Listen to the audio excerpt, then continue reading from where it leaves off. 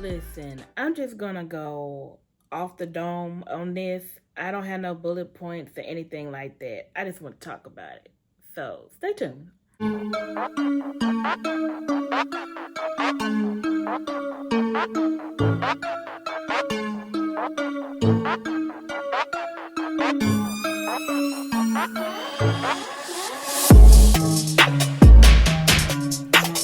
Hello, I'm Shorty Q, and if you're new, what it do? I hope you come part of the Q crew.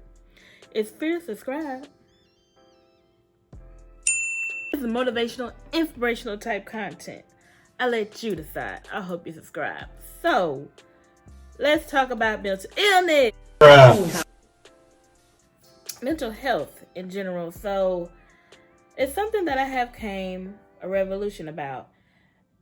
Basically, I don't know if anyone else has peeped this out, and I don't know what took me so long, and don't come for me if it was like a duh moment and I should have known that, but I don't know. Just putting it out here. Mental illness is a emotion. Okay. It's literally just an emotion that has gone awry. Basically, I'm saying that your emotions can cause your brain to malfunction. For real, stay with me. Stay with me. So, a lot of mental illnesses come from traumatic things, right? Or from childhood trauma. But what you also may not know is that it could come from a breakup. It could come from rejection. It could come from pride and ego. That is toxic ego. Like, what else? Grief. Something very unexpected that has really, affected you in a huge way. All that I just stated is all emotion. Is an emotional thing that has completely went off the rail in your mind and you're not coping well with it at all. And a lot of people just kind of brush it off. Yeah, I mean, I'm basically breaking it more down to layman terms to be like, someone went through something, now they're suing for mental illness or because they went through a very mental trauma situation because of it. We get it. We know what it is. But it is an emotion. It is an emotion that you specifically cannot wrap your mind around it. Someone passing away is a really good example because anyone close to them that has passed away, it's very hard to wrap your mind around it. Because you're so used to them being there, you're so used to their presence, you're used to everything about them being in your life, right? So for them to be gone all of a sudden does not sit well with your mental for anyone. So that's why I wanted to help people understand that mental illness can come from anywhere because it's your emotions that is not coping well with the situation, no matter what it is. And it also why we always refer to childhood trauma is because it's behavior that was never addressed or you were never properly parented about or spoken to about in a manner where you should have been counseled or you should have had someone reach out to you or speaking to you about this specific thing. Now, sometimes it could be something that is not normally someone may get upset about, but you did. My relationship with my dad was completely different versus my other two brothers. We will have a not so similar experience with our dad because we both are three different individuals that all three had different types of childhood trauma from the situation. Some may be less than others. Some may not even understand why we have this type of feeling or disconnect because they didn't. And that's fine.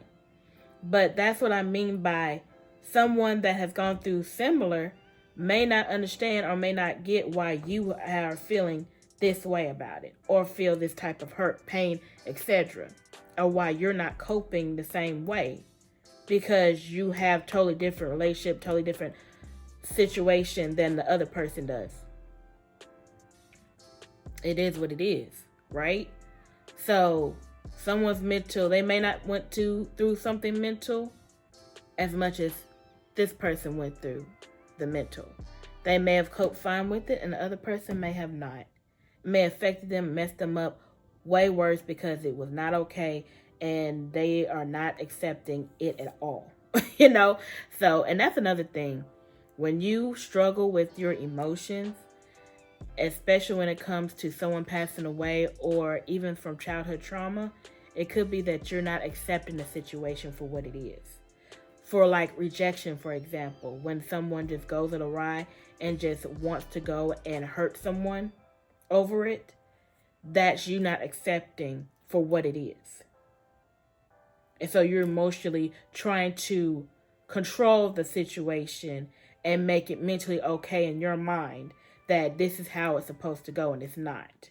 It's not realistic.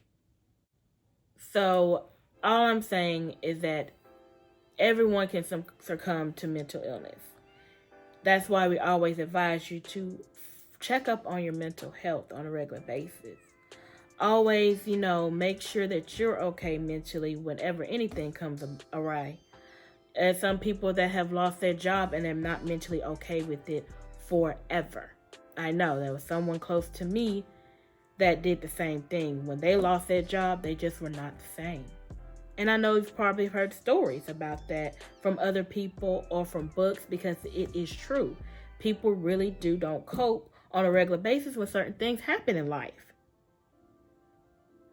And you should always be wanting to make sure that you're mentally okay. Physically, mentally, all of that. It's all part of self-care. And that's all I wanted to say. Remember, you guys, you're beautifully, wonderfully made. Only you can make that change. I'll see you guys on the next video. Deuces. So I thought that's all that I was going to say, but actually, I also wanted to say that is the reason why when it comes to mental illness, when it comes to doctors, you can seek a therapist, or you have to take the exercises or do the things for yourself, because it's an emotional thing. So mental illness derives from emotions. So it's you that have to work out your emotions and cope and make things better. And you have to do the work. Can't go and do surgery and fix it and just put it back together and mend it that way. Not when it comes to mental illness or mental health, because you have to physically do the exercises and the work yourself. It's something that you emotionally have to work through and make it better for you. So that's all I wanted to put out there.